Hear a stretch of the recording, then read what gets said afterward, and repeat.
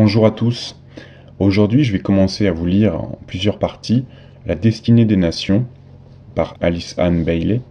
Alice Bailey est cruciale pour comprendre vraiment le nouvel âge d'une manière générale. Pour moi, lire ses ouvrages permet de comprendre la direction qu'a pris le monde ces dernières décennies. Alors, le sommaire. Préface. Chapitre 1. L'influence des rayons aujourd'hui. 2. Les nations et les rayons. 3. Les nations et les signes qui les gouvernent. 4. Analyse de certains pays. 5. La signification de certaines villes. 6. La vie spirituelle dans le nouvel âge. 7. L'initiation dans l'ère du Verseau.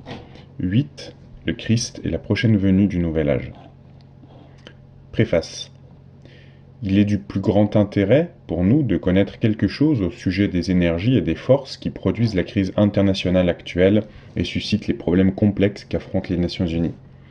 En dernière analyse, l'histoire est l'enregistrement des effets que ces énergies ou radiations, en d'autres termes ces rayons, ont produits sur l'humanité tout au long de son évolution, depuis les stades primitifs de son développement jusqu'à notre civilisation moderne. Tout ce qui est advenu est le résultat du déversement cyclique de ces énergies à travers la nature et à travers cette partie de la nature que nous appelons le règne humain. Pour comprendre ce qui a lieu aujourd'hui, il nous faut reconnaître que ces énergies sont au nombre de 7. On leur donne des noms divers en différents pays, mais pour les buts de notre exposé, nous emploierons les 7 noms suivants. 1. L'énergie de la volonté, du dessein ou de la puissance, appelée dans les pays chrétiens l'énergie de la volonté de Dieu. 2. L'énergie de l'amour-sagesse, fréquemment appelée l'amour de Dieu. 3. L'énergie de l'intelligence active, appelée mental divin. 4. L'énergie de l'harmonie par le conflit, qui affecte grandement la famille humaine. 5. L'énergie de la connaissance concrète ou science, si puissante aujourd'hui. 6. L'énergie de la dévotion ou de l'idéalisme, qui produit les idéologies courantes. 7. L'énergie de l'ordre cérémoniel, de l'organisation, qui engendre les nouvelles formes de civilisation. Ces énergies ne cessent d'agir sur l'humanité, produisant des changements et s'exprimant à travers des civilisations et des cultures successives, façonnant ainsi les différentes races et nations. Cela n'enfreint aucunement le libre arbitre humain. Ces forces ont leur aspect supérieur et leur aspect inférieur auquel l'homme réagit suivant son degré de développement mental et spirituel. Les nations et les races font de même dans l'ensemble. L'humanité atteint aujourd'hui un point d'évolution qui la rend beaucoup plus sensible aux énergies les plus élevées. Pour que cet enseignement relatif aux 7 rayons soit d'une utilité générale aussi bien que particulière, il faut qu'il soit approfondi et mis à l'œuvre, sans quoi il demeure une vaine spéculation. Parmi tout ce qui est imprimé de nos jours, beaucoup d'écrits devront être écartés car ils ne proposent aucune hypothèse acceptable et ne présentent aucune vérité démontable. Le double but que je poursuis ici est donc 1. D'indiquer une psychologie ésotérique nouvelle d'une puissante efficacité. 2. De montrer les lignes de développement rendues inévitables du fait que certaines puissances majeures entrent en jeu en ce moment. Certaines forces deviennent de plus en plus actives alors que d'autres entrent peu à peu dans une phase de repos. Ce sont des forces actives que nous allons considérer maintenant. Je voudrais ici signaler à votre attention que ces forces peuvent entrer en jeu soit cycliquement, soit sur demande. C'est là un point important que les étudiants devront retenir. Le travail accompli par la grande invocation n'est par conséquent pas sans valeur. Peut-être éclairerai-je le sujet en indiquant que 5 énergies entrent en jeu. Il y a habituellement 5 rayons dominants d'énergie qui agissent simultanément. 1. Les énergies dont la manifestation cesse graduellement, comme le 6e rayon de la dévotion, en voie de se retirer. 2. Les énergies qui entrent en manifestation ou en incarnation, comme le 7e rayon de l'ordre cérémoniel qui émerge en ce temps. 3. Les énergies qui, à une époque déterminée, expriment le rayon type de la masse de l'humanité en manifestation. Aujourd'hui, ces rayons types prédominants sont le 2e et le 3e rayon. On trouve aussi un nombre assez grand d'égos appartenant au 1er rayon, qui servent de point focal à certaines forces de ce rayon. 4. Les énergies qui sont invoquées aujourd'hui en raison des besoins de l'humanité et à sa requête. Assez curieusement, celles-ci demeurent principalement sous l'influence du 1er rayon, car la nécessité pressante de l'humanité évoque l'aspect volonté, et le 1er rayon est l'expression de la divine et immuable volonté de bien. Pour la première fois dans son histoire, l'humanité y fait appel avec une telle ampleur. Cette déclaration est des plus encourageantes si vous approfondissez ses implications. Vous avez donc dans le champ actuel de la manifestation divine les énergies suivantes qui sont en activité. 1. l'énergie de l'idéalisme, de la dévotion ou de l'intention consacrée que le sixième rayon incorpore. 2. L'énergie dont la fonction principale est de produire l'ordre, le rythme, l'ordonnancement de l'activité par stades successifs, le septième rayon du rituel cérémoniel. 3. L'énergie du second rayon, celui de l'amour-sagesse, toujours de base dans notre système solaire, rayon auquel appartiennent et appartiendront de plus en plus un grand nombre d'égos actuellement en manifestation. Au cours des 150 prochaines années, ils se réincarneront de plus en plus nombreux car le travail de reconstruction et de réédification est naturellement confié à ce type d'être humain. 4. L'énergie de l'intelligence se déployant dans l'activité créatrice. Dans l'avenir, l'aptitude à créer s'exercera dans une large mesure bien moins dans le domaine de l'art que dans celui de l'existence. Ce mode de vivre créateur se traduira par un monde de beauté révélateur du divin. La lumière de la vie, comme on l'appelle ésotériquement, apparaîtra à travers la forme extérieure. À travers le symbole, on reconnaîtra la signification. C'est là l'énergie du troisième rayon de l'intelligence active, œuvrant en vue de la manifestation de la beauté. 5. L'énergie de l'aspect volonté de la divinité. Jusqu'à présent, l'humanité a peu compris cet aspect et ne l'a guère exprimé. Le temps est venu où il doit en être autrement. Jusqu'ici, nos innombrables forces planétaires n'ont pas été en mesure de l'invoquer et le grand Seigneur du monde a patiemment attendu cette invocation. Mais l'appel a retenti. Ses premières et faibles notes furent entendues il y a 200 ans. Depuis, la requête a augmenté en volume et en puissance jusqu'à ce qu'aujourd'hui cette grande énergie fasse indubitablement sentir sa présence.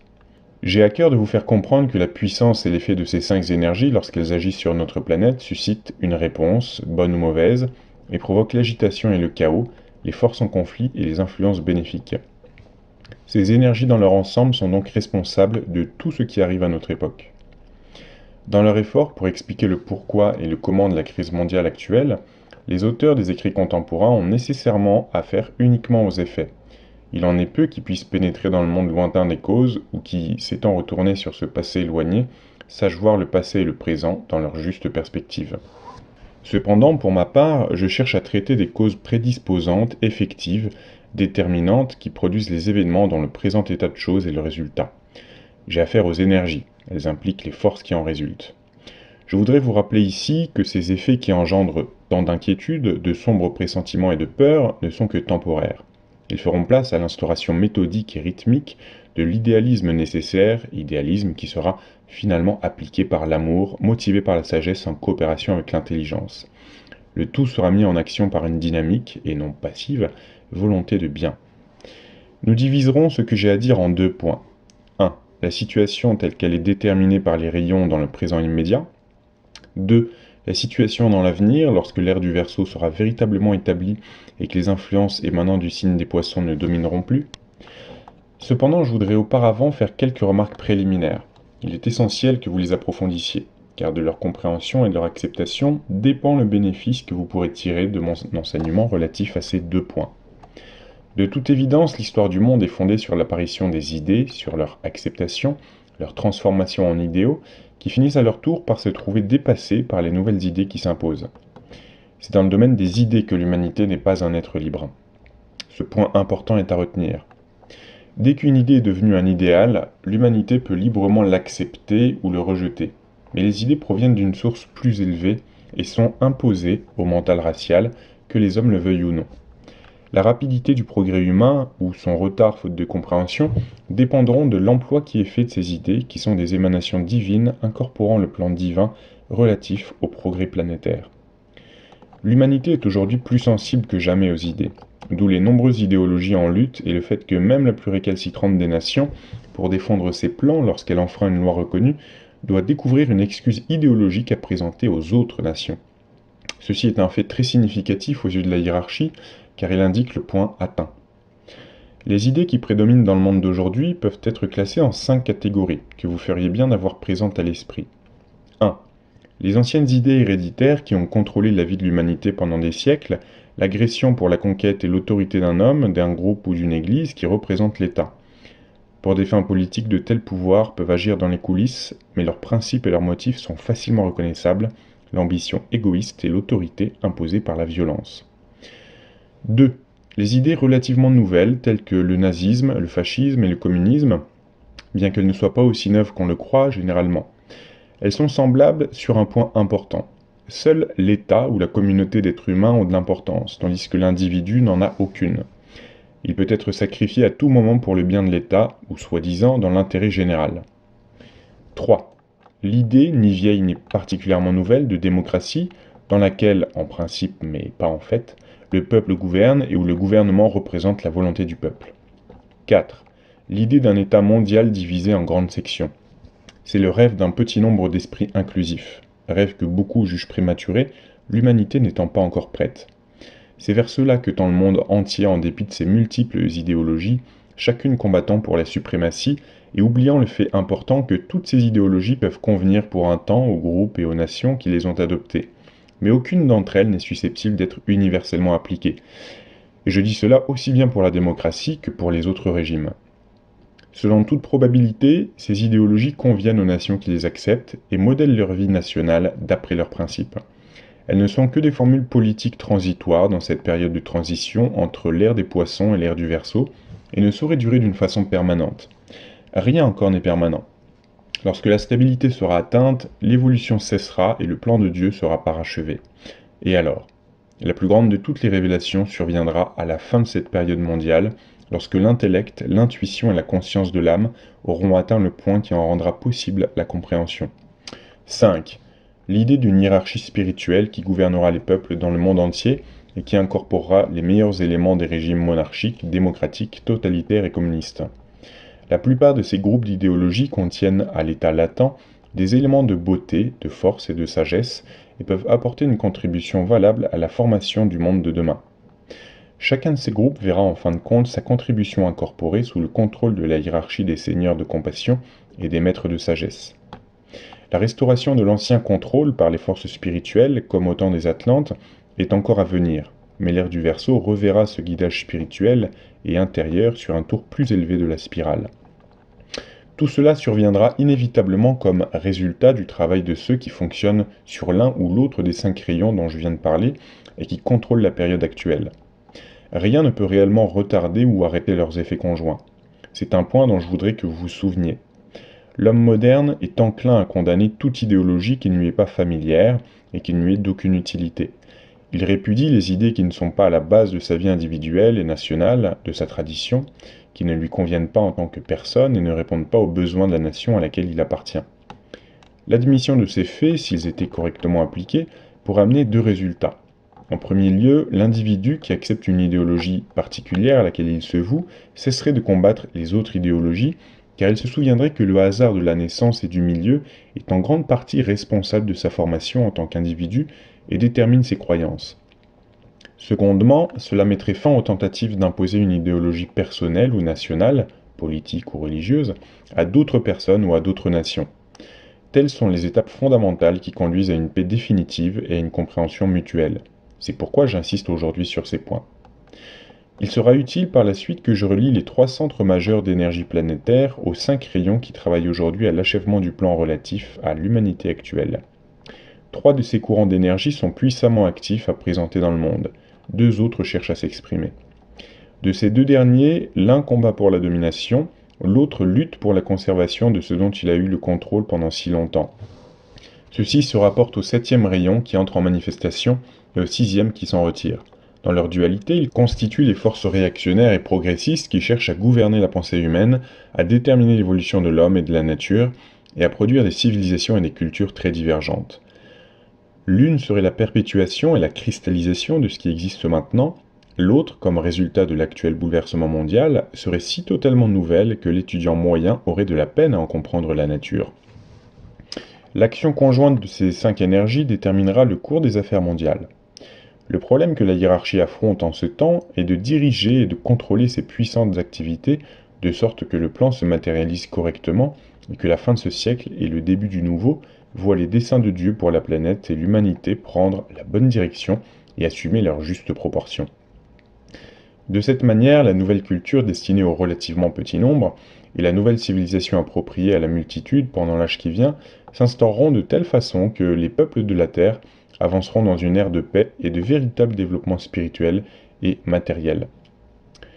Je voudrais vous rappeler que si vous n'apercevez dans le monde que chaos, lutte entre idéologies, persécution des minorités, haine qui s'exprime par une furieuse préparation à la guerre, et enfin anxiété et terreur universelle, cela ne signifie nullement que vous aperceviez le tableau tel qu'il est en réalité. Vous ne voyez que ce qui est superficiel, temporaire, éphémère et uniquement relatif à l'aspect forme. La hiérarchie, avec un grand H, s'occupe essentiellement de l'aspect de la conscience et de son développement, n'usant de la forme que comme moyen pour l'accomplissement de ses desseins. L'étude approfondie des forces que produisent le trouble et les luttes extérieures pourra servir à clarifier votre vision et à rétablir votre confiance dans le plan de Dieu, son divin amour et sa beauté. Par conséquent, considérant ces forces et les centres dont elles émanent, et peut-être acquerrons-nous une vision nouvelle et un point de vue plus constructif. Entre parenthèses, ce qu'est en train de dire Alice Bailey, c'est bien évidemment que la fin nécessite les moyens et que même si vous voyez actuellement du chaos, c'est peut-être l'univers qui est en mouvement pour essayer de dessiner quelque chose de plus grand. C'est-à-dire qu'il ne faut pas s'attarder peut-être sur les formes actuelles du chaos, mais avoir de l'espoir sur ce qui en ressortira. 1. L'influence des rayons aujourd'hui. Premièrement, de toute évidence, la force la plus puissante dans le monde aujourd'hui est celle du premier rayon de la volonté et du pouvoir. Elle s'exerce de deux manières. 1. Comme volonté de Dieu dans les affaires mondiales, volonté qui est toujours la volonté de bien. Si vous étudiez intelligemment l'histoire, vous pourrez constater une progression régulière et rythmique vers l'unité et la synthèse dans tous les domaines des affaires humaines. Cette unité dans la multiplicité est le plan éternel, une unité de conscience, une multiplicité dans la forme. 2. Comme élément destructif dans les affaires mondiales, ceci se rapporte à l'emploi que l'homme fait de cette force de volonté qui jusqu'ici s'est rarement exprimée par la volonté de bien, mais par quelque chose conduisant à l'affirmation de soi, de la part de l'individu ou de la nation, et à la guerre avec tout ce qui l'accompagne, séparation, diplomatie égoïste, haine et armement, maladie et mort. Cette force est celle qui se déverse dans le monde depuis le centre mondial majeur, Shambhala. On sait peu de choses sur Shambhala. Vous en apprendrez davantage au fur et à mesure que vous étudierez ce texte et que vous noterez la forme que prennent sous vos yeux les affaires mondiales, conformément à mes prévisions, telles qu'elles se présentent à votre vision limitée et aux possibilités évidentes. Celles-ci sont nécessairement les effets également évidents des causes prédisposantes. Antérieurement, cette énergie de Shambhala n'a fait son apparition que 2 fois dans l'histoire humaine et a fait sentir sa présence par les changements prodigieux qu'elle a provoqués. 1. Lors de la première grande crise humaine, au temps de l'individualisation de l'homme dans l'ancienne Lémurie. 2. Au temps de l'Atlantide, lors de la grande lutte entre le Seigneur de la Lumière et les seigneurs de l'expression matérielle. Cette divine et peu connue énergie jaillit maintenant du centre saint. Elle est la source de l'énergie qui se trouve derrière la crise mondiale du moment. C'est la volonté de Dieu de produire des changements considérables et radicaux dans la conscience de l'homme afin de modifier complètement son attitude devant la vie et sa compréhension des principes de l'existence spirituelle, ésotérique et subjective. C'est cette force qui, en conjonction avec celle du second rayon, amènera cette crise terriblement puissante, imminente dans la conscience humaine, que nous appelons la seconde crise, l'initiation de la race au mystère des âges, l'initiation à ce qui a été caché depuis le commencement. Je vais quand même relire ce passage. C'est cette force qui, en conjonction avec celle du second rayon, amènera cette crise terriblement puissante, imminente dans la conscience humaine, que nous appelons la seconde crise, l'initiation de la race au mystère des âges, initiation à ce qui a été caché depuis le commencement. La première crise, ainsi qu'il a été dit, fut la crise de l'individualisation, par laquelle l'homme devient une âme vivante. La seconde crise est la crise immédiate de l'initiation de la race, rendue possible, si vous voulez m'en croire, par les nombreuses initiations individuelles qui ont eu lieu récemment de ces membres de la famille humaine doués de vision et décidés à payer le prix. L'énergie particulière et plutôt rare de ce rayon s'exprime de 2 façons. Peut-être serait-il plus correct de dire s'exprime de 2 façons reconnaissables par l'homme, car il faut vous rappeler que ces forces s'expriment aussi puissamment dans les autres règnes de la nature que dans le règne humain. Par exemple, une phase de l'aspect destructeur du premier rayon a été la destruction organisée et scientifique des formes du règne animal. Ceci est l'aspect destructeur de la force de ce rayon, tel qu'il est manipulé par l'homme. On peut noter une autre phase de la même force, en rapport avec le développement de la conscience par des moyens subtils et puissants, dans l'effet que les humains ont sur les animaux domestiques dont ils hâtent l'évolution, stimulant leur activité instinctive vers des formes supérieures. Je mentionne ces deux phases comme une illustration des effets de l'énergie du premier rayon dans le règne animal lorsqu'elle s'exprime à travers l'activité humaine. Les deux façons par lesquelles l'humanité elle-même est affectée par l'énergie de ce rayon s'expriment de deux manières et produisant un double résultat sont les suivantes. 1. Actuellement, certaines personnalités puissantes et dominatrices appartenant au premier rayon font leur apparition sur la scène du monde. Ces personnes sont en contact direct avec cette force émanant de Shambhala et sont sensibles à l'impact de l'énergie de la volonté divine. Du type de leur personnalité et de leur degré d'évolution dépendra leur réaction à cette force et leur aptitude à être employés par le Seigneur du monde dans l'accomplissement de ses plans de développement mondial. Alors, petite parenthèse, quand Alice Bailey nous parle du Seigneur du monde, bien évidemment, elle ne parle pas de Dieu, puisque sinon elle le nomme. Donc, il s'agit probablement de Lucifer. J'oserais pas dire Satan, parce que c'est pas exactement la même chose, mais je pense pour elle, c'est Lucifer. Qui régit donc la matière terrestre. Donc, dans l'accomplissement de ces plans de développement mondial. Bien qu'amoindrie, cette énergie de la volonté de Dieu travaille à travers elle, quoique souvent leur personnalité limitée l'applique à faux et leur conscience non développée l'interprète mal. On peut trouver ces personnes dans tous les champs de l'activité humaine. Elles occupent des postes éminents dans tous les domaines et sont des dictateurs dans les milieux politiques, sociaux, religieux et éducatifs. Qui pourra dire avant au moins un siècle si leur influence aura été bonne ou mauvaise et leurs efforts féconds? Lorsqu'elles transgressent de manière flagrante la loi d'amour, leur influence peut être puissante mais elle est éphémère et indésirable, tout au moins en ce qui concerne cette phase de leur activité. Par contre, leur influence est bonne et constructive lorsqu'elles font face aux nécessités pressantes de l'humanité et travaillent suivant les lignes fondamentales de la restauration et de la préservation d'unité de synthèse. Je voudrais signaler ici que le véritable amour de groupe ne se traduit jamais par la haine de l'individu. Cet amour peut se manifester par l'interdiction des activités et des entreprises individuelles, si cela est jugé désirable pour le bien de tous, et si ces entreprises portent préjudice au bien du groupe. Mais cette interdiction ne sera pas destructive, elle sera source d'enseignement et fertile en résultats. Pour la véritable personnalité appartenant au premier rayon et qui répond à l'influence de Shambhala, le bien final du groupe sera le but profondément enraciné dans sa conscience et dans son cœur. Elle pensera en termes de tout et non de la partie. C'est la chose qu'elle essaiera d'imprimer dans la conscience raciale. Cela peut conduire parfois à la tyrannie et à la cruauté si l'individu n'est pas sous le contrôle de l'âme. C'est un cas fréquent. On en trouve un exemple dans l'histoire du peuple juif, telle qu'elle est relatée dans l'Ancien Testament. Lorsque le premier rayon avait le contrôle et passait par l'un de ses rares cycles d'activité, nous lisons que les Juifs massacraient leurs ennemis, hommes, femmes et enfants, les passant au fil de l'épée. L'épée est toujours le symbole de la force du premier rayon, de même que la plume est celui de l'influence du second rayon. Je désire vous rappeler que j'emploie le mot énergie lorsqu'il s'agit de l'expression spirituelle d'un rayon. Jusqu'à présent, ils l'ont en général mal appliqué. Je voudrais signaler ici qu'Atatürk, le dictateur turc, malgré les limitations relativement négligeables dues à sa personnalité, employait à bon escient l'énergie du premier rayon. Seul le témoignage futur de l'histoire montrera pleinement combien fut sage, saint et désintéressé l'usage qu'il fit de ce type de force afin d'atteindre les objectifs du premier rayon. À ce propos, il est bon de faire remarquer que les représentants de la force du premier rayon sont souvent incompris et haïs. Ils peuvent mal employer l'énergie à leur disposition, et cela leur arrive souvent, mais ils peuvent aussi l'employer constructivement dans les limites désirables de la partie du plan immédiat. J'aimerais ajouter que le sort d'un disciple du premier rayon est dur et difficile.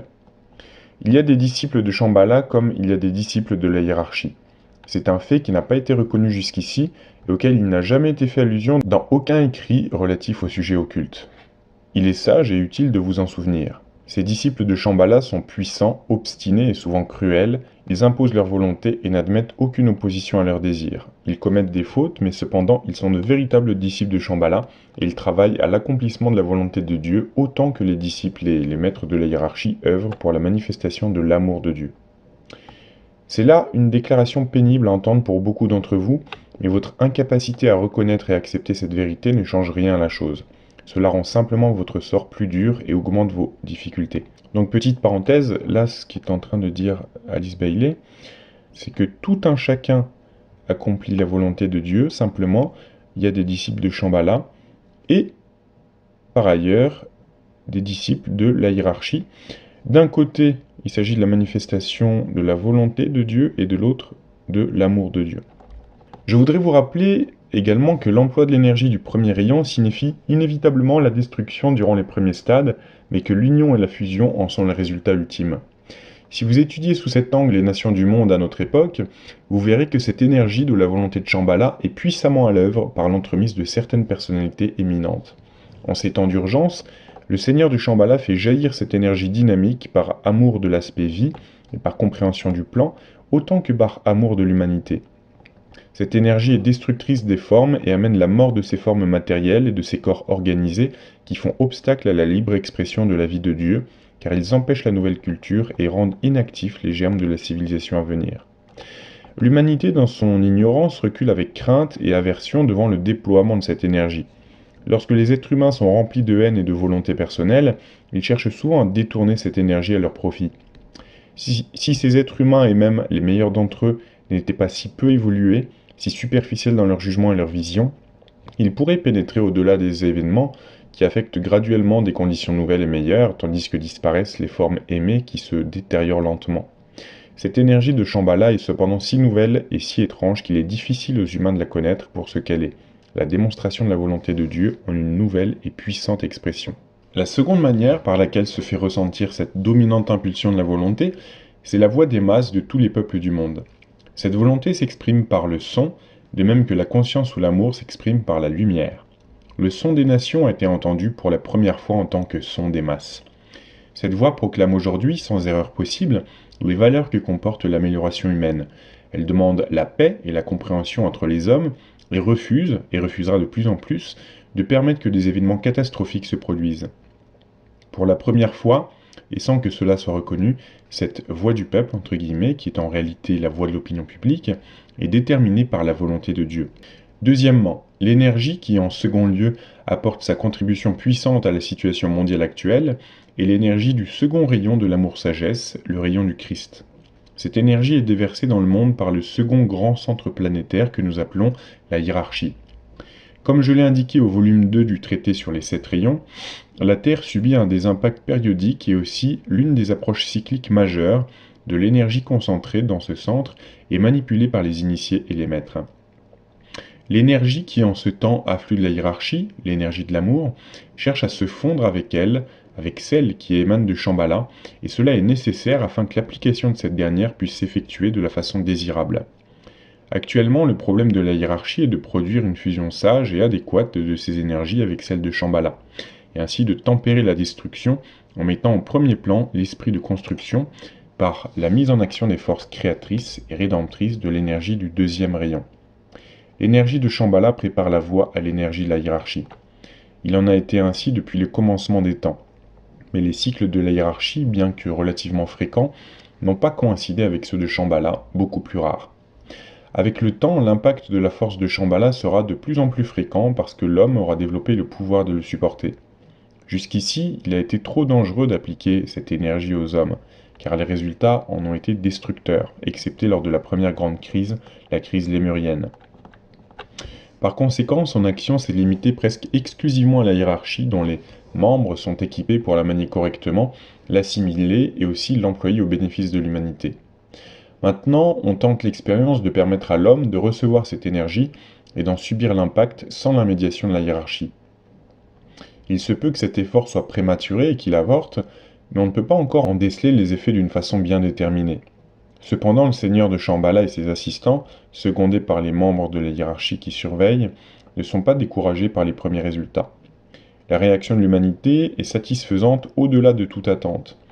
Mais les êtres humains, même les plus intelligents, n'aperçoivent pas ce succès parce qu'ils refusent de voir autre chose que l'aspect destructeur et la disparition des formes qui ont été jusqu'ici l'objet de leurs désirs, de leurs émotions et de leur perception mentale. Ils sont encore aveugles à l'irréfutable évidence de l'activité constructive et du travail véritablement créateur. Le temple de l'humanité dans le nouvel âge s'élève rapidement.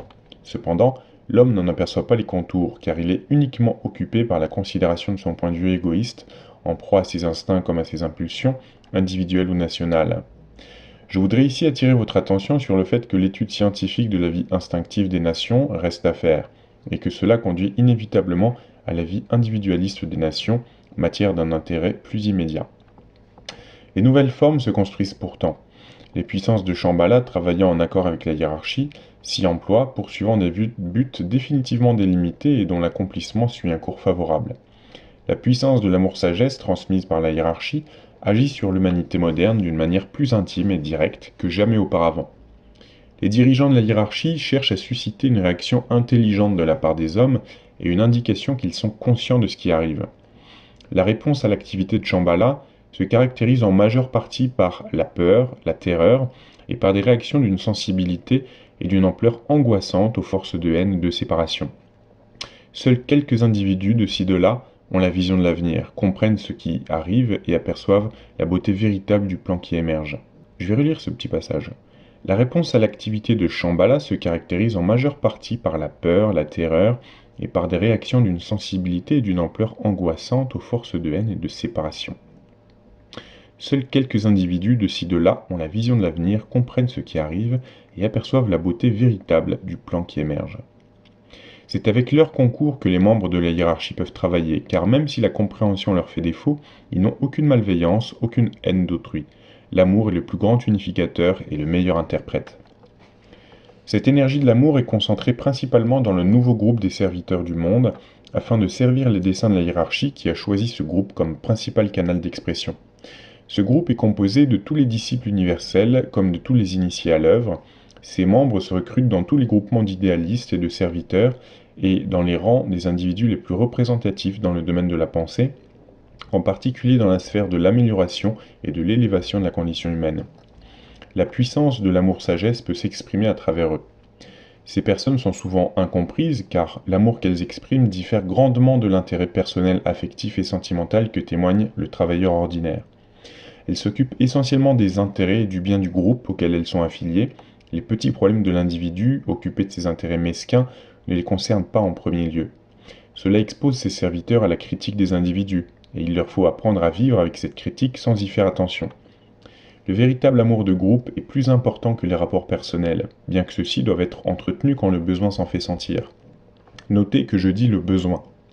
Les disciples apprennent à discerner les nécessités découlant de l'amour de groupe et à se comporter conformément au bien du groupe, mais il est difficile à l'individu égocentrique de percevoir la différence.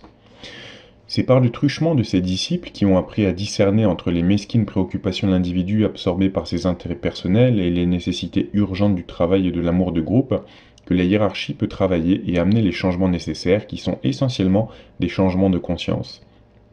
Troisièmement, l'énergie majeure que nous allons considérer à présent est celle de l'activité intelligente, puissante du troisième rayon. Celle-ci s'exprime à travers le troisième centre majeur de la planète, centre appelé l'humanité. C'est par une réaction aimante et intelligente que ce centre devrait répondre à l'impulsion de Shambhala transférée par la hiérarchie. Comme je l'ai dit auparavant, ceci se produit rapidement et de façon satisfaisante. Un effet mondial bien défini a été provoqué et le nouveau groupe des serviteurs du monde y a grandement contribué.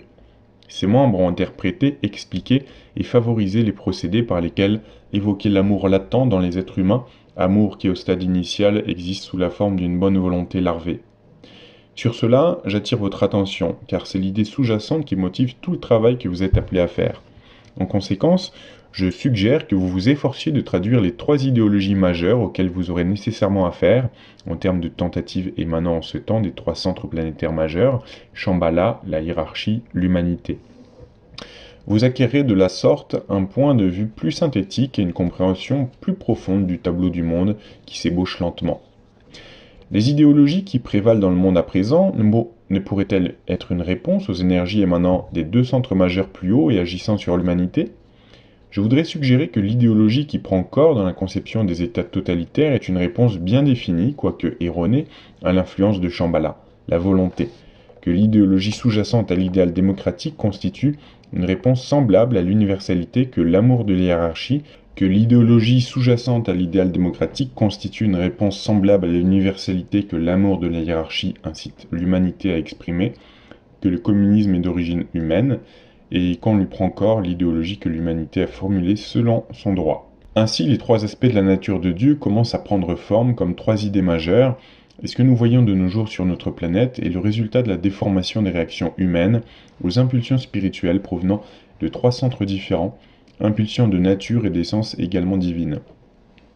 Réfléchissez à cela. J'ai attiré votre attention sur ce point et discuté l'idéalisme fondamental de ces trois écoles modernes de pensée parce qu'il affecte toute personne capable de réfléchir. Il n'est pas un seul d'entre vous qui n'en subisse les effets et ne se range d'un côté ou d'un autre, combattant furieusement sous le couvert d'un soi-disant adhésion de principe pour ce qui l'attire. La plupart d'entre vous, néanmoins, sont beaucoup moins affectés par les idées mêmes que par les méthodes employées pour les matérialiser et par la qualité de ceux qui les représentent. Vous seriez à peine capable de définir ces idées si on vous le demandait.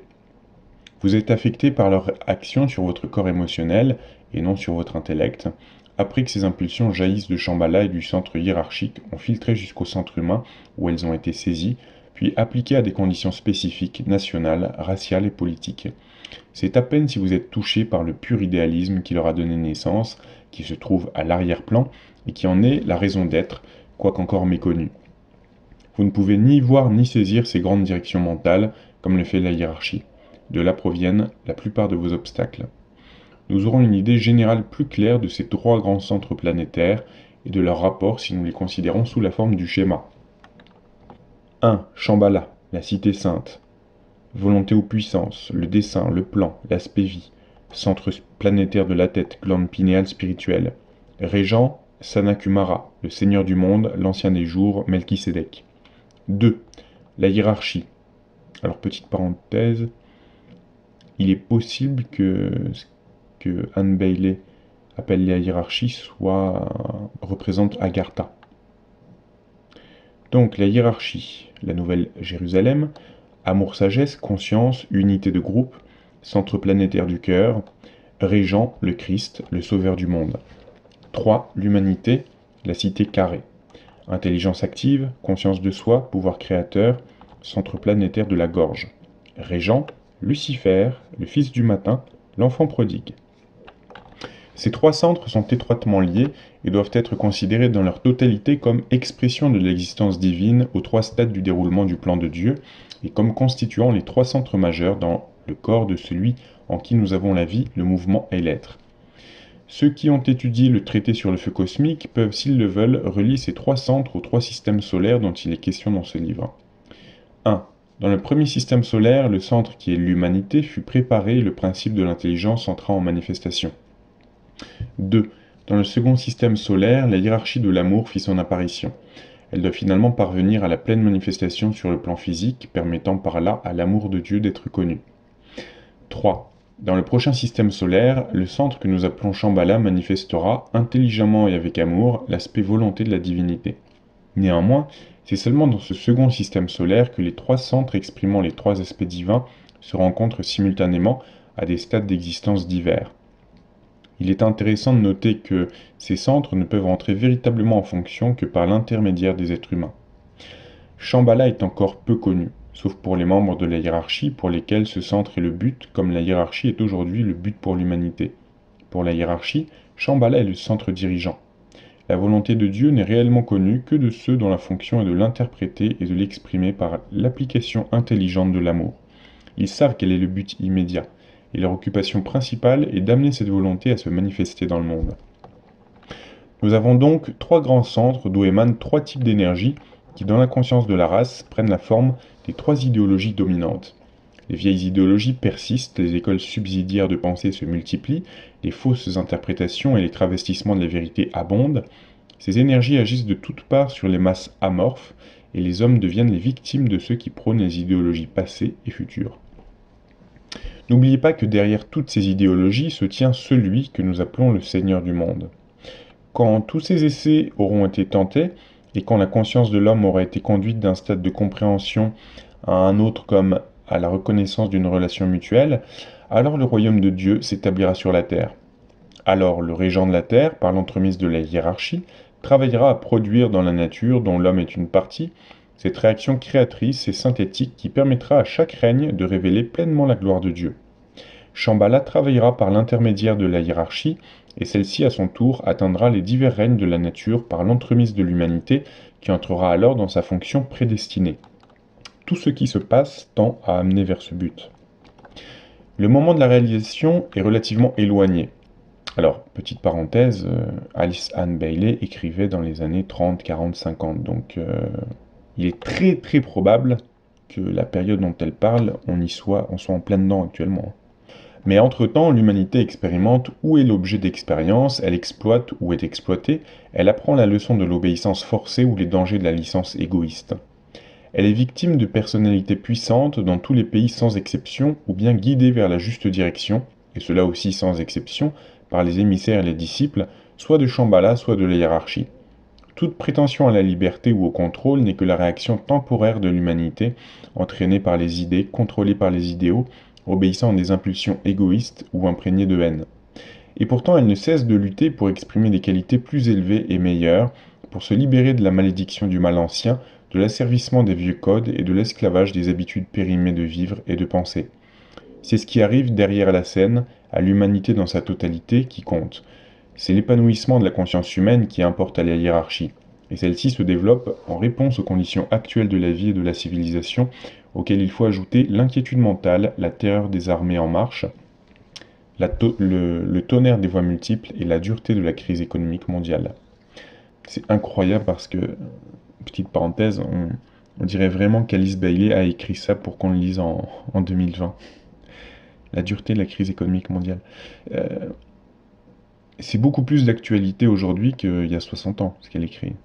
Cette grande réalité fondamentale que vous appelez l'état d'esprit humain commence à se concentrer sur les choses qui ont de l'importance et à s'exprimer d'une façon vivante. Voici le facteur important et non les événements concernant l'un ou l'autre pays ou nation. Je voudrais encore vous rappeler que tout ce qui arrive est la manifestation d'une énergie et l'expression d'une force. C'est le facteur qu'il ne faut jamais oublier. Il est essentiel que vous en reconnaissiez l'existence. À cet égard, il y a peu de choses que vous puissiez faire, comme individu ou comme groupe. Hors de veiller à ce que rien en vous, si minime puisse être votre importance, ne puisse faire de vous un foyer de haine, de peur, d'orgueil, de séparativité, ou de toute autre caractéristique susceptible de nourrir les feux qui menacent d'embraser le monde. Chacun de vous peut aider, bien plus que vous ne pouvez le supposer, par le contrôle de la pensée et des idées, par la culture d'un esprit aimant et par l'emploi généralisé de la grande invocation par laquelle ces forces et ces énergies si profondément nécessaires peuvent être invoquées. Nous avons considéré maintenant les trois énergies majeures qui se développent à cette époque dans la vie de la planète par les trois centres majeurs. Il nous reste à examiner à présent les énergies de deux rayons mineurs, le sixième et le septième, qui de plusieurs manières sont d'une importance plus immédiate pour les masses et d'un effet prodigieux. L'importance de la première énergie est due à l'emprise prononcée qu'elle a sur l'humanité et à la cristallisation qu'elle a produit, en particulier dans le domaine de la pensée. Celle de la seconde a son emprise croissante, dont le pouvoir, l'influence et les effets iront toujours en augmentant. La puissance de l'une rend nécessaire le chaos actuel. L'autre est à l'état potentiel et renferme dans ses activités les germes de l'avenir. C'est là un fait d'un grand intérêt et d'une valeur pratique réelle. De plus, il conduit dans le domaine de la prévision. À ce point, je voudrais vous rappeler qu'aucune prévision n'est entièrement séparée du passé, mais qu'elle doit toujours y trouver le germe de la vérité. La loi de cause à effet garde éternellement sa valeur, et en particulier dans le domaine de la vision spirituelle, qui se développe si rapidement de notre temps et qui permet de voir les possibilités futures et de prévoir les éventualités à venir. Cette faculté de prévoir l'avenir peut se développer dans l'homme de plusieurs façons pendant les 3 siècles prochains. 1. Par le développement du contact avec l'âme chez les membres avancés de la race. Par ce contact, le cerveau impressionnable sera mis en rapport avec la connaissance de l'âme, et si le mental est dûment contrôlé et entraîné par la méditation, le pouvoir de prévoir la destinée individuelle et les événements à venir sera correctement développé. 2. Par le développement de la science de l'astrologie, science qui est encore dans son enfance. À l'état présent, elle est basée sur tant de facteurs incertains qu'il est difficile à l'étudiant de parvenir à ces indications qui donnent un aperçu véritable de l'avenir. On peut souvent déduire correctement des traits de caractère ou de petits événements personnels, mais jusqu'à maintenant, les sujets d'ordre général demeurent beaucoup trop nébuleux pour qu'on prédise des événements avec certitude. Je reviendrai plus tard sur cette matière et j'indiquerai les lignes suivant lesquelles on devra procéder aux futures investigations. 3. Par un retour au présage et par la réapparition de ces anciens informateurs de la race, entre guillemets, qu'au temps des Romains on appelait Sibylles. Ces médiums, c'est ce qu'ils sont en vérité, seront formés par les travailleurs du 7e rayon à parler sous l'inspiration de la hiérarchie, dont la connaissance s'étend très loin dans l'avenir, mais pas au-delà de 2000 ans. Cependant, ces médiums ne seront employés que dirigés, après une formation soigneuse, et cela seulement 2 fois l'an, au fête rituel de la pleine lune de mai et de la pleine lune de juin. Quant à la prévision dont je vais traiter, si peu orthodoxe que cela puisse sembler à certains d'entre vous, elle est basée sur deux facteurs. Tout d'abord, sur les indications logiques à tirer des événements passés et présents qui conditionnent l'avenir immédiat et dont les événements futurs sont le résultat inévitable. Tout étudiant approfondissant les affaires humaines pourrait suivre la même ligne de raisonnement et arriver approximativement aux mêmes conclusions, pourvu qu'il aime assez ses semblables pour les voir comme ils sont véritablement et par conséquent admettre l'inattendu. Secondement, ce que je peux vous dire est fondé sur la connaissance des influences des rayons si puissantes en ce temps et qui affectent profondément l'humanité, ainsi que la civilisation et la culture qui émergent. Je vous demande donc de lire cet exposé avec un esprit ouvert. Je vous prie de tenir présentes les conditions mondiales actuelles et d'y rapporter mes paroles afin de voir, émergeant du domaine de la subjectivité, ces forces et ces puissances qui changent directement le courant de la pensée des hommes, modèlent leurs idées et incidemment modifient la face de la Terre et la politique des nations. Ainsi que vous le savez, deux rayons mineurs, qui sont des rayons d'attributs, affectent puissamment la destinée humaine en ce temps. Ce sont le sixième rayon de la dévotion abstraite ou idéalisme et le septième rayon de la magie cérémonielle ou organisation. Le sixième rayon commença à se retirer de la manifestation en 1625 après une longue période d'influence, tandis que le septième rayon de l'ordre cérémoniel commença à entrer en manifestation en 1675. Il y a 3 points à retenir concernant ces deux rayons et leurs effets sur la race humaine. Je ne m'occupe pas ici de leurs effets sur les autres règnes de la nature. 1. Le sixième rayon, comme vous le savez, est le plus puissant en manifestation de notre temps et un grand nombre de personnes réagissent à son influence. C'est encore les lignes de moindre résistance pour la majorité, en particulier dans la race aryenne, pour la raison que, lorsque l'influence d'un rayon est devenue puissante au cours du temps et par l'évolution, elle affecte principalement les groupes et pas seulement les individus. Un rythme et un élan s'établissent qui durent longtemps et gagnent en puissance par la force du nombre organisé. Cette vérité apparaîtra plus clairement à mesure que nous avancerons dans notre étude. Qu'il suffise de dire que ceux qui appartiennent au sixième rayon sont des réactionnaires, des conservateurs et des fanatiques, qui se cramponnent à tout ce qui appartient au passé et dont l'influence entrave puissamment le progrès de l'humanité dans l'âge nouveau. Leur nom est Légion. Ils créent pourtant l'équilibre nécessaire, et leur rôle consiste à régulariser et à s'agir le processus de stabilisation dont le monde a tellement besoin à notre époque. 2. Le septième rayon gagne peu à peu en importance. Depuis longtemps, il a stimulé et augmenté l'activité de toutes les nations appartenant au cinquième rayon. Si vous avez présent à l'esprit que un des objectifs principaux de l'énergie du septième rayon est de réunir et de relier l'esprit et la matière, ainsi que la substance et la forme, notez la distinction, vous verrez par vous-même que le travail de la science est en relation étroite avec cet effort et que la création de nouvelles formes sera le résultat de l'action qu'exerceront conjointement les régents du cinquième, du second et du septième rayon, avec l'aide sur demande du régent du premier rayon. Un grand nombre d'égos ou âmes du septième rayon, et aussi d'hommes et de femmes dont la personnalité appartient à ce rayon, entrent en incarnation maintenant. Leur tâche est d'organiser les activités de l'ère nouvelle et de mettre fin aux vieux modes de vivre, aux anciennes attitudes vis-à-vis de l'existence, de la mort, des loisirs et de la population. 3. La croissance de l'influx d'énergie du septième rayon et la décroissance de l'influence du sixième rayon, laquelle prend l'aspect d'une cristallisation prononcée des formes acceptées des croyances religieuses, sociales et philosophiques, ont pour résultat de plonger dans la perplexité des millions de personnes qui ne réagissent ni à l'une ni à l'autre de ces influences au point de vue égoïque ou personnel. Elles se sentent absolument perdues, saisies par l'idée que la vie ne leur réserve rien de désirable, puisque tout ce qu'elles ont appris à aimer et à chérir leur vient à manquer. C'est à ces 3 groupes de personnes, celles qui sont influencées par le sixième et le septième rayon, et celles qui sont désorientées par l'impact des forces engendrées par ces rayons, qu'incombe la tâche de faire sortir l'ordre du présent chaos par une action concertée, compréhensive et éclairée. Voilà, petite parenthèse, c'est pour ça que je vous dis souvent, quand vous me demandez qu'est-ce qu'il faut faire face à tout ce qui advient actuellement, je vous dis, passez à l'action et bougez-vous les fesses. Je vais vous relire ce passage. C'est à ces 3 groupes de personnes, celles qui sont influencées par le sixième et le septième rayon, et celles qui sont désorientées par l'impact des forces engendrées par ces rayons, qu'incombe la tâche de faire sortir l'ordre du présent chaos par une action concertée, compréhensive et éclairée. Elles doivent matérialiser ces conditions nouvelles et désirables dont le modèle subjectif est présent dans le mental des gens à l'esprit illuminé, conformément au plan spirituel, tel qu'il existe dans la conscience des membres de la hiérarchie. La manifestation de l'âge nouveau, avec sa civilisation et sa culture, résultera de la coopération des multitudes bien intentionnées qui de plus en plus réagissent au bien de tout et non au bien de l'individu. Elles sont composées des penseurs idéalistes mais pratiques, influencés par le modèle des choses à venir et par les disciples mondiaux, impressionnés par les plans et sous les directives de la hiérarchie qui dirige et contrôle tout.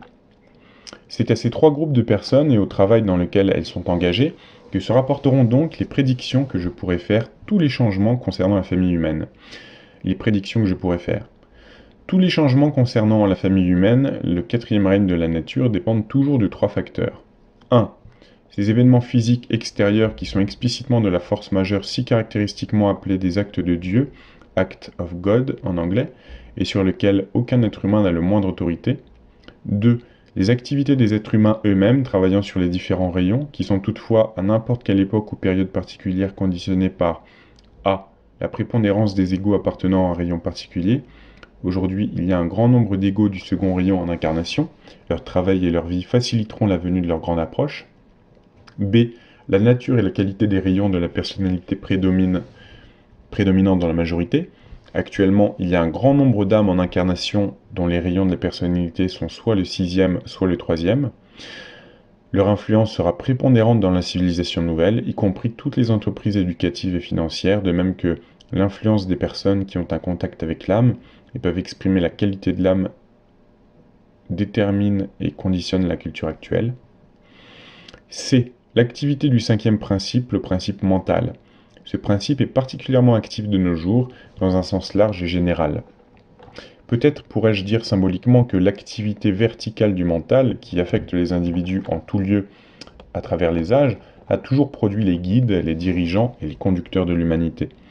Aujourd'hui, l'activité horizontale du mental, embrassant des masses énormes de la population, parfois des nations et même des races entières, prédomine partout, et cela doit conduire inévitablement à des événements et des effets jamais vus qui n'auraient pas eu la possibilité de se produire auparavant. 3. L'influence des rayons qui émergent ou se retirent à une époque déterminée. On vous a dit souvent que ces événements, car l'apparition ou la disparition de l'influence d'un rayon est un événement, sont une question de lent développement, de nature psychique et gouvernée par la loi.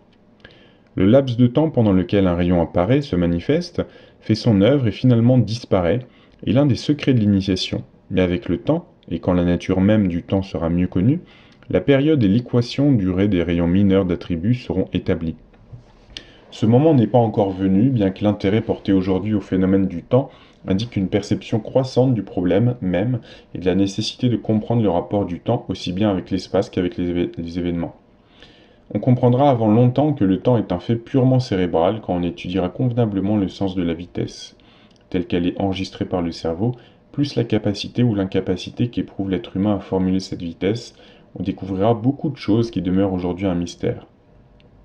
À notre époque, le monde est plongé dans le chaos et l'agitation résultant du choc des forces du sixième et du septième rayon. Quand un rayon se retire et qu'un autre entre en manifestation, lorsque leur impact sur la Terre et sur toutes les formes dans tous les règnes de la nature a atteint le point où les deux influences s'équilibrent, alors on arrive à un point de crise bien déterminé. C'est ce qui advient aujourd'hui. L'humanité soumise à deux types ou formes d'énergie est désaxée, au sens le plus propre du mot, d'où la difficulté et la tension de la période mondiale actuelle. Ceci n'est pas dû au seul impact des deux types d'énergie frappant avec une force égale toutes les formes de la vie, mais aussi au fait que l'énergie de l'humanité même, énergie qui est une combinaison du quatrième et du cinquième rayon, est entraînée dans le conflit. À cela s'ajoutent les énergies du règne animal, de nouveau une combinaison des énergies des troisième, cinquième et sixième rayons, car celles-ci gouvernent la forme animale ou physique de chaque être humain. Vous avez donc la rencontre de nombreuses forces en conflit et l'Arjuna mondial affronte une bataille prodigieuse qui est périodique et cyclique, mais qui à cette époque particulière se montrera un facteur déterminant et décisif dans l'ancienne lutte entre la domination matérielle et le contrôle spirituel. Les forces qui agissent sur la planète en ce temps sont d'une suprême importance. Si vous tenez présent à l'esprit que le sixième rayon agit à travers le plexus solaire et le contrôle, ceci en relation étroite avec le plan astral, sixième niveau de perception, et que le septième rayon contrôle le plexus sacré, vous comprendrez pourquoi tant d'émotions, d'idéalisme et de désirs se met le conflit mondial, et aussi pourquoi, à part les conflits dans les domaines politiques et religieux, la conscience humaine s'intéresse aux problèmes sexuels, au point où une solution de ces difficultés, une nouvelle compréhension des implications sous-jacentes et une prise de position sans embâge sont devenues inévitables et immédiates. 4 problèmes seront résolus au cours des 2 prochains siècles. 1. Le problème des possessions territoriales, qui est dans la famille des nations ce qui correspond, au point de vue du groupe, à l'aspect matériel chez l'individu. 2. Le problème du sexe, qui implique une plus réelle compréhension de la loi d'attraction. 3. Le problème de la mort, qui est en réalité le problème du rapport entre le subjectif et l'objectif, entre le tangible et l'intangible, et entre la vie et la forme. Ce problème sera solutionné dans le domaine de la psychologie par la reconnaissance scientifique de la véritable nature de l'individu ou âme de la personne. 4. Le problème des Juifs, qui est symboliquement le problème de l'humanité en tant que tout. C'est aujourd'hui pour la première fois un problème humanitaire étroitement lié au 4e règne de la nature, parce que ce règne est le lieu de la rencontre des 3 aspects divins. Insistant sur sa prétendue position de peuple élu, la race juive, au cours des siècles, a symboliquement représenté l'âme errante allant d'incarnation en incarnation. Mais le peuple juif n'a jamais reconnu la mission symbolique confiée à sa race, et il s'est attribué la gloire et l'honneur des élus du Seigneur. La race juive commit cette faute, et en tant que race orientale, elle faillit à sa mission de présenter à l'Orient l'image de la nature divine de l'humanité en tant que tout, car chacun de ses membres est également divin, chacun est élu de Dieu. Calvin et tous ceux qui suivirent son enseignement commirent la même faute au lieu de faire comprendre au peuple d'Occident que ceux qui reconnaissent leur divinité essentielle le font symboliquement au bénéfice de tous les fils de Dieu qui s'incarnent et se développent. Calvin et les siens se considérèrent comme le peuple élu et tous ceux qui ne pensaient pas comme eux furent considérés comme perdus. Quand les Juifs et les dévots étroits d'esprit reconnaîtront leur identité avec tous les hommes et exprimeront cette identité par des relations justes, nous verrons un monde très différent. Le problème mondial est essentiellement un problème religieux, et dans chaque domaine de la pensée mondiale aujourd'hui, on peut trouver l'élément religieux derrière tous les conflits. Quand on comprendra mieux la nature de la lutte actuelle et lorsqu'on considérera les causes subjectives au lieu des raisons objectives superficielles, un progrès réel sera fait dans le procédé par lequel l'homme se libérera de la servitude et de l'étroitesse de la civilisation présente, comme de l'influence des forces et des énergies responsables de la situation. Alors on connaîtra la nature de ces énergies, on les manipulera correctement et on les dirigera vers des fins constructives et désirables. Dans le domaine de ce conflit, la grande loi fondamentale selon laquelle l'énergie suit la pensée garde toute sa valeur et l'un des facteurs de la pression et de la tension actuelle est le fait que tant de millions d'individus commencent à penser. Cela signifie que l'ancienne simplicité qui s'est maintenue jusqu'à il y a 500 ans ne contrôle plus les affaires mondiales et que la situation est beaucoup plus complexe. Dans l'ancien temps, les forces étaient largement contrôlées par les seigneurs de la matérialité, ceux que l'ignorant et l'ésotéristes non libérés des préjugés appellent les forces noires, les forces de la spiritualité, ainsi que la pensée d'une poignée d'hommes évolués, appartenant à toutes les nations, n'étaient pas aussi puissantes qu'aujourd'hui. La situation était alors relativement simple. Il entrait dans le plan évolutif que la matière et la substance gardent provisoirement le contrôle et que l'esprit apprenne à monter sur les épaules de la matière, suivant l'expression de la sagesse antique. Cependant, aujourd'hui, en raison de l'éducation si répandue des masses et des nombreux moyens de propagande dans le monde entier, ces masses pensent librement par elles-mêmes, ou bien sous l'emprise exercée sur leurs pensées par des esprits puissants qui cherchent à contrôler les événements mondiaux. Oui, je pencherai pour la dernière option. D'où la difficulté croissante du problème, difficulté aussi grande pour les seigneurs du sentier de la main gauche que pour la Grande Loge Blanche. C'est là un point que vous devriez considérer, et en découvrir les implications. L'humanité même atteint rapidement le point où sa volonté unifiée sera le facteur déterminant dans les affaires mondiales, et ceci sera dû au développement du mental grâce au succès du processus évolutif. C'est à ce sujet que de nombreuses expériences seront faites, il en est qui sont en cours aujourd'hui, ce qui entraînera inévitablement de nombreuses erreurs. Il est donc essentiel à notre époque d'informer les hommes de l'existence du plan et de ce qu'il implique, de les instruire rapidement de la nature des forces qui contrôlent l'évolution et de leur faire connaître quels en sont les agents directeurs. L'existence de la hiérarchie doit être annoncée en termes précis afin d'éveiller l'intérêt public et de susciter la recherche et la reconnaissance publique. Par ce procédé, on apprendra beaucoup de choses relatives au groupe équilibrant des initiés et des adeptes qui travaillent entièrement avec le côté matériel de la vie et chez lesquels, pour la durée de ce cycle mondial majeur, l'aspect amour de l'âme demeure totalement non développé alors que la nature mentale s'exprime avec puissance. Si vous voulez bien étudier ce que j'ai dit concernant certains aspects supérieurs et inférieurs de l'influence des rayons, vous verrez quel est le travail dans lequel sont engagés d'une part la hiérarchie animée par l'amour, et au pôle opposé, la loge noire œuvrant uniquement par le mental et la substance, et leur rapport étroit vous apparaîtra. Vous apercevrez alors que la marge qui les sépare est très étroite et qu'elle se trouve uniquement dans l'intention, dans le but sous-jacent et les objectifs concrets que poursuit ce groupe de travailleurs matériels. L'instrument principal de la loge noire est le pouvoir organisateur du mental et non l'influence cohésive de l'amour comme chez les maîtres de sagesse. Cependant, dans le processus naturel de l'évolution de la forme, ces travailleurs du côté sombre de la vie remplissent une fonction utile. Parce qu'ils emploient d'une manière prédominante le principe mental, ils impressionnent les masses non développées, ce qui explique la facilité avec laquelle celles-ci peuvent être enregistrées et standardisées. Elles n'ont pas le pouvoir de penser clairement par elles-mêmes. Dès lors, leur mental réceptif et plastique est susceptible d'être influencé par les forces puissantes dirigées concurremment par ces deux groupes, celui des travailleurs spirituels de la planète et celui des travailleurs matériels. Mais comme l'objectif des masses est encore d'ordre matériel, les forces qui travaillent du côté de la matière trouvent en elles une ligne de moindre résistance dont ne peuvent bénéficier les maîtres de la Grande Loge Blanche. Ce danger diminue néanmoins décade après décade.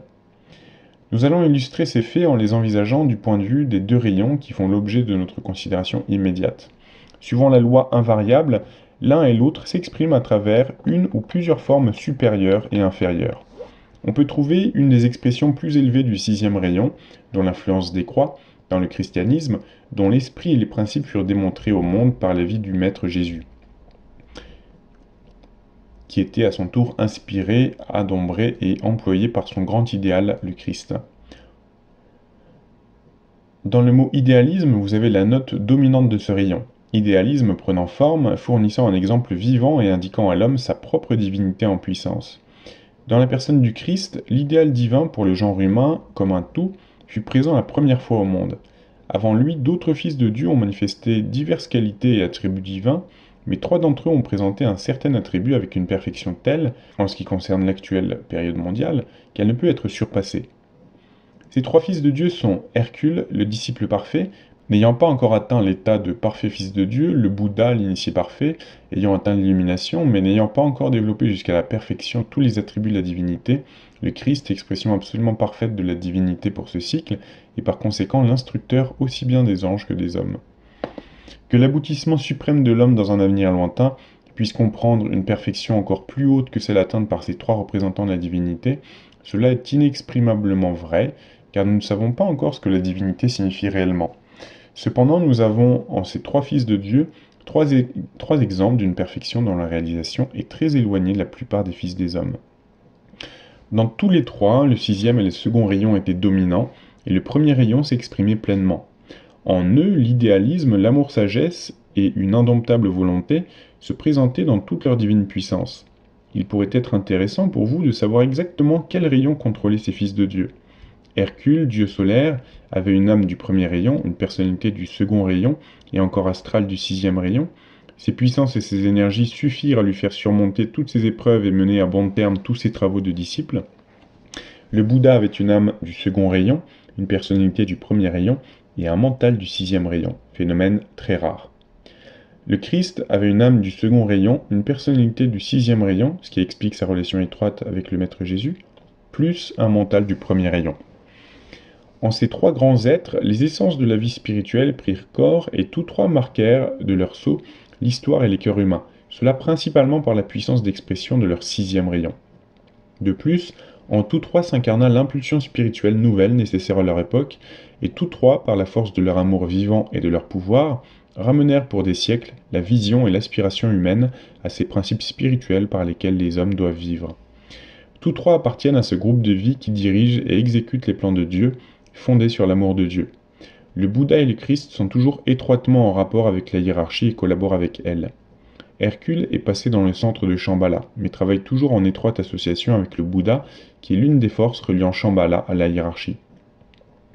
La religion pure, sans souillure, et spirituellement focalisée, est la plus haute expression du sixième rayon, agissant toujours sous l'influence et par la puissance du second rayon. Et pour nous, le christianisme primitif en fut l'inspirant symbole. Sous le même rapport, parmi les aspects inférieurs du sixième rayon, On trouve toutes les formes de religion dogmatique et autoritaire qui s'expriment par les églises organisées et orthodoxes. Toutes les formules théologiques sont l'expression inférieure des vérités spirituelles supérieures parce qu'en elles prennent corps les réactions mentales de l'homme religieux, sa confiance en ses propres déductions et sa certitude qu'il a manifestement raison. Elles n'incarnent pas les valeurs spirituelles telles qu'elles existent réellement. De là provient le fait que la terrible nature des expressions inférieures du sixième rayon et le contrôle par les forces de séparativité, qui caractérisent toujours de manière frappante l'activité inférieure du sixième rayon, ne peuvent être vues nulle part plus puissantes que dans l'histoire religieuse de l'Église, avec ses haines et sa bigoterie, sa pompe et son luxe, avec sa séparation des autres formes de croyance et ses dissensions intestines, ses groupes protestants, ses cliques et ses cabales. L'Église s'est grandement éloignée de la simplicité du Christ. Les théologiens ont perdu l'esprit qui est en Christ, mais le possédèrent-ils jamais? Ce dont l'Église a grandement besoin aujourd'hui est d'abandonner la théologie, de renoncer à toute doctrine et dogme, et de diriger sur le monde la lumière qui est en Christ, démontrant ainsi l'éternelle vie du Christ ainsi que la beauté et l'amour que l'Église peut refléter du fait de son contact avec lui, le fondateur du christianisme, et non de l'ecclésiastisme. Ça sera la fin de cette première partie aujourd'hui. Je vous dis à très très vite pour la seconde partie.